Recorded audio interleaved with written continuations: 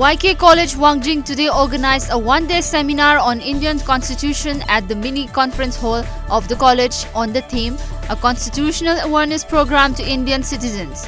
The seminar was held to mark 70th anniversary of the adoption of the Indian Constitution. At least 9 people died while 2 others were critically injured in a massive fire at a cloth godown in New Delhi's Kirari area, a fire official said. The fire broke out in the early hours today around 12:30 am, a media report said.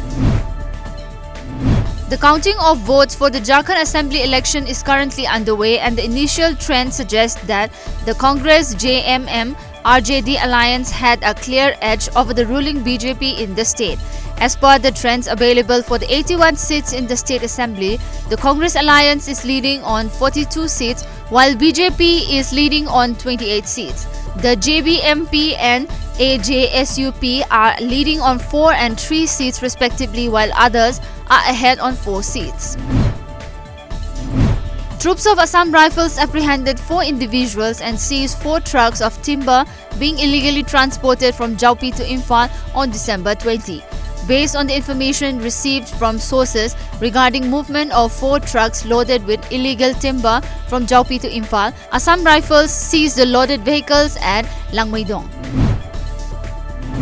Members of Lomi Sinmi Apunlup Manipur today inspected the illegally constructed commercial sites in the paddy fields of Imphal East and West. The inspection was carried out to mark World Farmers' Day. Peaceful protests were held at several places in Delhi, including Jantar Mantar, Jamia Millia, Connaught Place, Nizamuddin yesterday.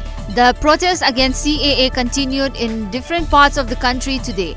A large number of protesters thronged the UP Bhavan in Delhi. Police detained several protesters according to sources. Amidst heavy security, the DMK and alliance parties took out a massive rally against a controversial citizenship law from Igmore in Chennai today. DMK President MK Stalin led the rally and was accompanied by Congress leader P. Chidambaram, VCK leader Thirumavalavan, CPI State Leader Secretary K. Balakrishnan, DMK Youth Wing Leader Udayanidhi Stalin and TMMK Leader M.H. Jawahirullah.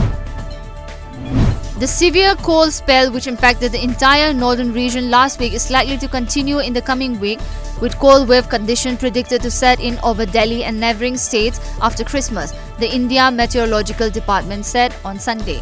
Sunday was also classified as a severe cold day, the 5th in the past 7 days, with a maximum temperature of 14.6 degrees Celsius, 7 degrees below normal, and a minimum temperature of 7.4 degrees Celsius. A low-intensity earthquake shook Koyna region in Maharashtra's Satara district this morning. However, no loss of life or property was reported. The earthquake of magnitude 2.6 was recorded at 6:42 am, with its epicenter was 8 km from the Koyna Dam, according to reports.